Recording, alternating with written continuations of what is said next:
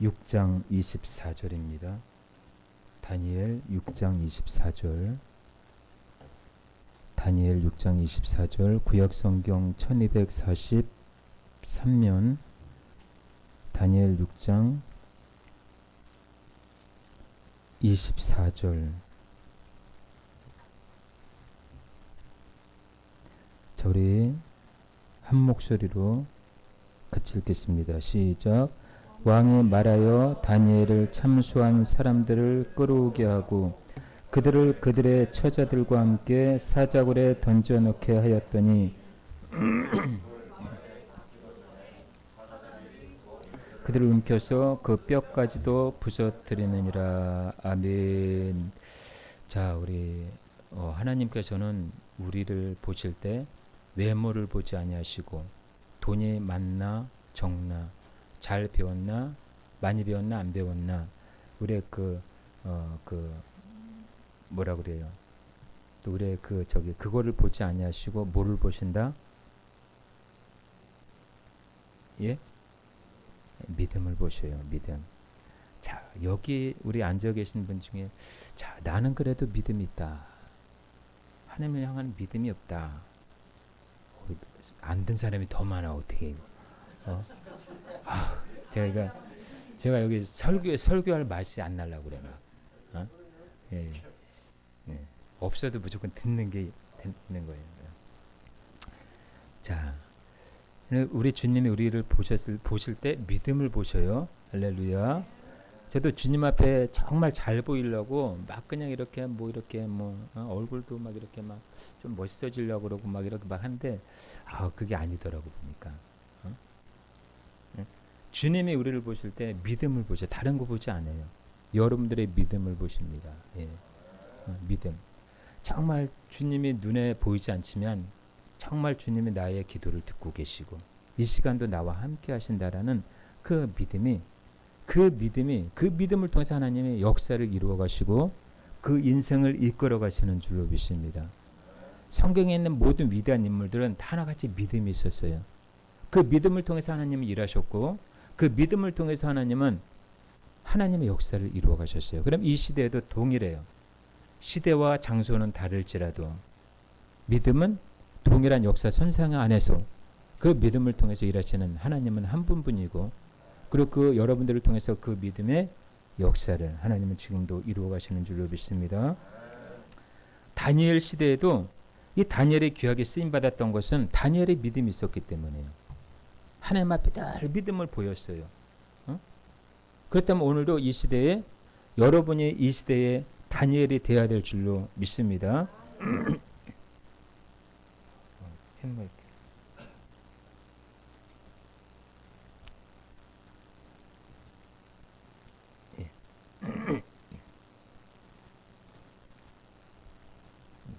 자, 이 시대 여러분들이 다니엘이 되어야 되는데, 자, 왜냐하면 여러분들이 다니엘이 되지 않으면 여러분들을 참소하는 자들이 너무나 많아요. 주변에는 자, 마귀도 참소하지만 여러분들을 참소하는 자들이 너무나 많아요. 그래서 우리는 하나님의 말씀에 대하여 두려움을 가져야 합니다. 세상에 아무리 그냥 떠들어도 뭐라 그래도 여러분들 거기에 마음이 뺏기면 안 돼요. 여러분의 마음의 평정을 유지하셔야 돼요. 아무리 세상이 완악하고 힘들고 죄악이 너무나 크게 달한다고 해도 여러분들 하나님에 대한 그 믿음으로 마음의 평강을 유지할 수 있기를 축복합니다. 예, 세상은 흘러가는 거예요. 그대로 흘러가요. 예? 종착역이라는 게 있어요. 세상은. 시작하신 분도 하나님이시오. 끝을 맺으시는 분도 하나님이시기 때문에 우리 인생의 종착역은 반드시 있다라는 거예요. 그때까지 세상이 아무리 그냥 험한 파도 속에서 우리가 살아간다 할지라도 그 가운데서도 하나님 우리를 지키시고 우리의 마지막에 그 믿음을 끝까지 믿음으로 살아낸 자에게 하나님의 상급이 그냥 멸루관이 주어지는 줄로 믿습니다. 그러니까 여러분들은 다 잃어버려도 괜찮아요. 돈도 잃어버려도 괜찮아요. 무엇만큼 잊어버리지 말자. 믿음만큼 잊어버려. 옆 사람에게 믿음만은 잃지 마세요. 믿음만은 잃지 마세요. 예, 믿음만은 잃지 마세요.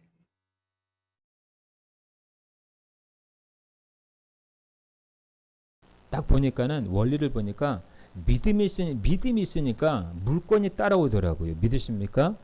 예, 물권이 따라와요. 믿음이 있으니까 용권이 따라와. 믿음이 있으니까 사람이 붙어요. 예? 믿음이 없으면은 거기서 거기에요. 아무리 이 사람이 세상에서 유명한들 거기서 거기에요. 믿음 있는 사람을 따라잡지 못해요. 예? 그래서 성경에는 이 믿음 있는 사람을 뭐라고 그러느냐? 히브리서 11장에 세상에 감당하지 못한다 이렇게. 여러분들은 세상에 감당할 수 없는 사람이 될 수 있기를 축복합니다. 예. 세상 여러분들을 봤을 때 무서워서 마귀도 무서워서 떠나갈 정도가 돼야지 마귀가 여러분들을 보면서 야 어쩜 너는 나 이렇게 꼭 닮았냐 나랑 이렇게 하면 안 돼요. 여러분들이 그냥 담대하게 선포하고 여러분들이 믿음으로 나갈 때 마귀가 무서워서 떠나갈 정도로 그런 사람이 돼야 돼요. 세상 사람들이 보더라도 여러분들을 통해서 위로를 받아야지 여러분들이 세상 사람들을 통해서 위로를 받으면 안 돼. 이건 또 잘못된 거예요. 예.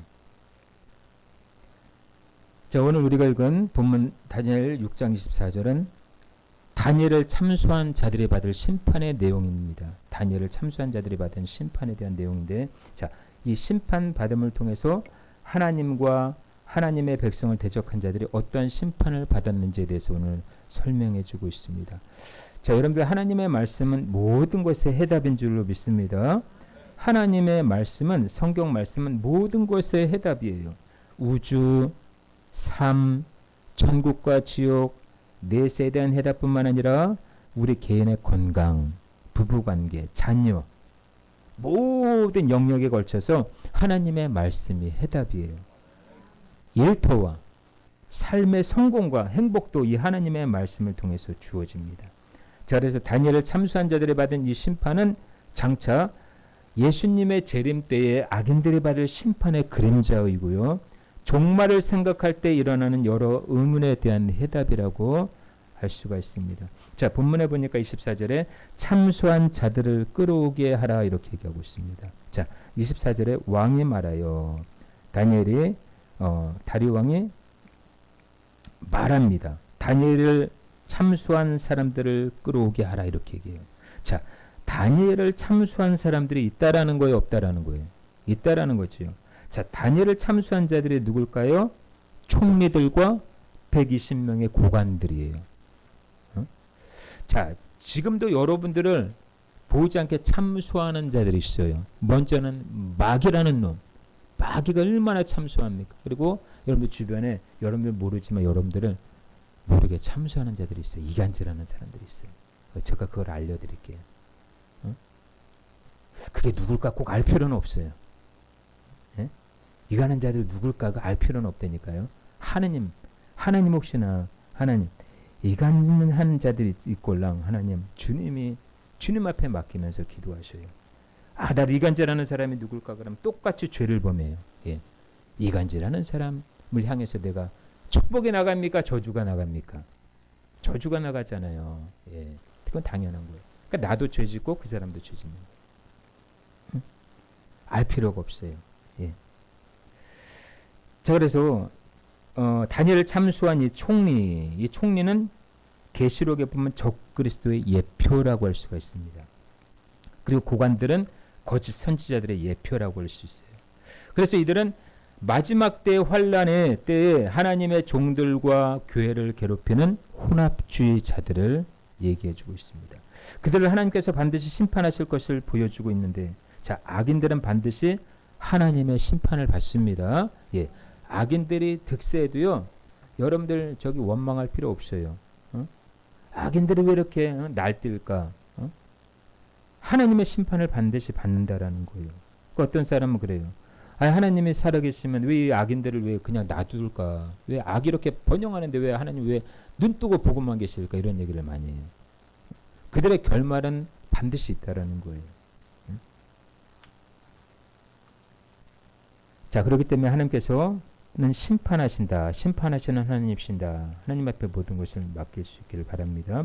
자, 로마서 12장 14절에 보니까 너희를 박해하는 자를 축복하라. 축복하고 저주하지 말라. 이렇게 얘기하고 있습니다. 아무에게도 악을 악으로 갚지 말고 모든 사람 앞에서 선한 일을 도모하라. 이렇게 얘기하고 있어요. 근데 우리 인생은 어때요? 나를 박해하는 자에게 박해를 하지요. 인과응보라고 그러잖아요. 그렇죠? 나를 축복하면 당연히 나도 축복하고 나에게 저주한 사람을 나도 저주하는 것이 이게 인간사에 일어나는 일들이에요. 근데 주님은 그게 틀렸다라는 거죠. 너를 축복하는 자를 축복하고 너를 저주하는 자를 저주하지 말고 축복하라 이렇게 얘기해요. 자, 인간 스스로 원수 갚는 것은 하나님의 뜻이 아니에요. 하나님께서 갚으시도록 맡겨야 됩니다. 그래서 우리는 다만 그를 위해서 축복하고 기도해 줘야 돼요. 예. 심판권이 내게 있다, 하나님께 있다, 어디에 있다? 하나님께 있다라는 거예요. 응? 그럼에도 불구하고 하나님께서 참소한 자들을 끌어오게 하실 날이 다가오고 있다라는 것입니다. 그래서 하나님과 하나님의 교회를 대적한 악인들이 하나님의 심판 아래 놓이게 될 날이 가까이 오고 있다라는 것입니다. 그날이 바로 종말 때예요. 마지막 때. 하나님의 심판이 지체 없이 진행될 날들이라는 것입니다. 자, 24절 중간에 보니까 그들을 처자들과 함께 사자굴에 던져 넣더라고 기록하고 있죠. 그들의 처자들과 함께 사자굴에 던져 넣게 하였더니 이렇게 얘기하고 있어요. 자, 이 부분도 종말론과 연결되어 있는데 자, 이들은 종말론 쪽으로 적 그리스도와 거짓 선지자, 그들의 처자들은 뭐요? 그들에게 속한 자들. 곧 적 그리스도와 거짓 선지자들에게 속한 음녀 거짓 교회 역시 종말 때 하나님의 심판을 받을 참소한 자들이라는 거예요. 그래서 음녀 바벨론은 거짓 교회라는 거. 거짓 교회들이 많이 있잖아요. 그렇죠? 예수의 피가 없고 예수의 이름이 없고 예? 그건 거짓 교회예요. 거짓 교회. 대환란 때 오직 예수 신랑 한 분만을 사랑하지 않고 온갖 종교와 다른 신을 쫓아 음행하는 자들을 혼합주의라고 얘기합니다. 우리에게는 예수밖에 없어요. 예수. 하나님의 심판으로 인해서 음녀의 멸망을 예언해주고 있습니다. 자, 하나님의 심판은 철저합니다. 다니엘을 참수한 자들은 처자까지 심판받아요. 처자까지. 종말 때도 적그리스도나 거짓 선지자들, 거짓 교회를 이끄는 우두머리들만 심판받는 게 아니라 거기에 속한 모든 자가 심판을 받는다라는 거예요. 예. 그러니까 종말에 가까운 이때에 여러분들 무엇보다도 좋은 교회, 좋은 목자를 만난다는 것이 최고의 신앙적인 복이다라는 거예요. 그래서 하나님은 속한 자까지 멸하시는 분이셔요. 속한 자까지.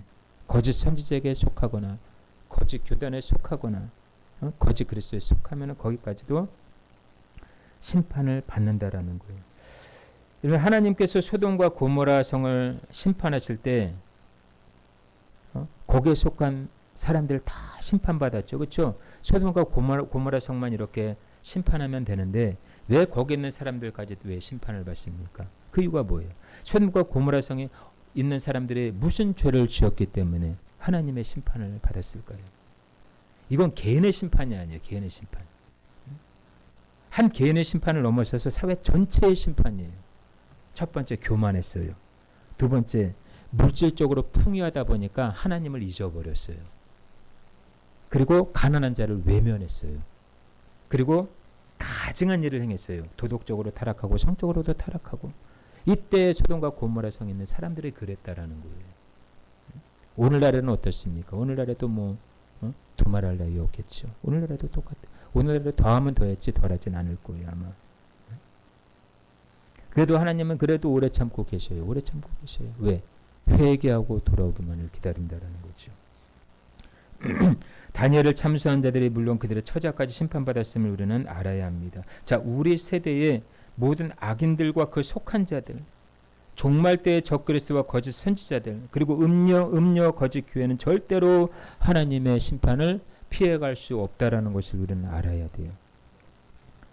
그럼 마지막 후반절에 사자들이 그들의 뼈까지도 부서뜨렸다라고 기록하고 있죠. 그렇죠? 24절에 보니까 그들의 굴바닥에 닿기도 전에 사자들이 곧 그들을 움켜서 그 뼈까지도 부서뜨렸더라. 다니엘은 사자굴 속에 들어갔는데 멀쩡하게 나왔는데 다니엘을 참수하던 자들은 가까이 근처만 갔는데 이게 사자들이 그들을 움켜서 뼈까지 부서뜨렸대요. 다니엘을 참수한 자들에 당한 심판이 어떠한 것인지를 보여주고 있습니다. 그 심판 때는 일말의 궁율도 찾아보기 어려워요. 사자들 그를 움켜서 뼈까지도 부서뜨렸다라는 것. 하나님의 완전한 심판을 얘기해주고 있습니다. 자, 그래서 이 다니엘서의 사건이 종말 때의 사건을 예표한다라는 사실을 우리가 감안해 볼 때에, 자, 그렇다고 한다면 참수한 자들의 심판이 종말론적으로 어떤 의미인지 분명히 드러나고 있습니다. 자, 그것은 뭐냐? 적그리스도와 거짓 선지자 그리고 음료의 심판을 뜻한다라는 거예요. 그 심판은 완전한 심판이 될 거라는 거예요. 음료 바벨론에게 임하는 완전한 심판. 자, 요한계시록 18장에 보면은, 자, 요한계시록 18장 8절이에요. 그러므로 하루 동안에 그 재앙들이 이르리니 곧 사망과 애통함과 흉년이라. 그가 또한 불에 살라지리니 그를 심판하시는 주 하나님은 강하신 자이심이라. 아멘. 주님은 불이에요, 불. 불에 모든 것이 살라진대요. 자, 구약에는 이제 뭐 물로 심판했다 그러죠. 그리고 홍수 그렇죠. 물로 심판했지만 이제 마지막 시대는 불로 심판하실 거예요. 불로. 불로 심판하실 거예요. 그 처초에 막 이렇게 불나고 막 화재나고 그런 거 우연이 아니에요. 이번에 그 뭐 미국에 그 대형 산불이 일어났잖아요. 아, 그냥 뭐 사람의 실수로 인해서 그렇게 됐나 보다. 우연이 아니라니까요, 그게. 경고예요, 경고. 깨닫는 자는 들어야 될 줄로 믿습니다. 예. 자, 그럼에도 불구하고, 자, 하나님을 경외하고 하나님 앞에 바로 선자들에게 하나님이 이렇게 말씀하십니다. 시편 23편 5절에 주께서 내 원수의 목전에서 내게 상을 차려주시고. 아멘. 참수한 자들의 심판을 보는 다윗의 고백이에요. 종말 때에도 적그리스도와 거짓 선지자 음료의 심판받음을 보는 하나님의 백성들이 이 말씀을 떠올리면서 같은 고백을 할 수 있기를 축복합니다. 주님께서 내 원수의 목전에서 내게 상을 차려주시고, 원수가 보는 목전 앞에서 내게 상을 주신대요. 얼마나 원수들이 그냥 정말 배가 아프겠어요. 그렇죠? 나의 원수 같은 저 철전지 원수 같은 저자 앞에서 하나님 나에게 상을 베푸신대요. 예? 그런 은혜가 있기를 주의 이름으로 축원합니다. 자, 말씀을 정리하겠습니다. 여러분, 우리는 앞으로 다가올 하나님의 때를 기다리며 거룩한 삶을 살아야 될 줄로 믿습니다. 그래서 반드시 주님이 땅에 재림은 하셔요. 우리가 죽고 이 땅에 없어도 반드시 재림은 하실 거예요. 우리가 죽고 이 땅에 없어도 언젠간 주님이 재림을 하실 거예요. 주님이 재림하실 때 여기 남아 계신 분들이 있을지 저는 몰라요. 아니면 여러분들이 그냥 어느 정도 살다가 이제 하나님 앞에 가면은 그때 이제 주님이 재림하실지 모르지만 주님의 재림은 분명히 하실 거라는 것을 꼭 잊지 마시길 바랍니다. 그래서 정말 우리의 영이 잠들거나 세속에 빠져서 나태하거나 밀어내지 않도록 늘 성령님의 은혜를 구하며 하나님의 임재 가운데 나아갈 수 있기를 축복합니다. 여러분들 입술에는 감사와 찬송이 흘러나오고 하나님의 말씀을 주야로 묵상함으로 영혼의 평안과 소망을 굳게 하시기를 축복합니다. 그러므로 여러분들의 그 관계, 하나님과의 관계가 날로 날로 더 깊어질 수 있기를 주님의 이름으로 축원합니다. 아멘. 기도하겠습니다.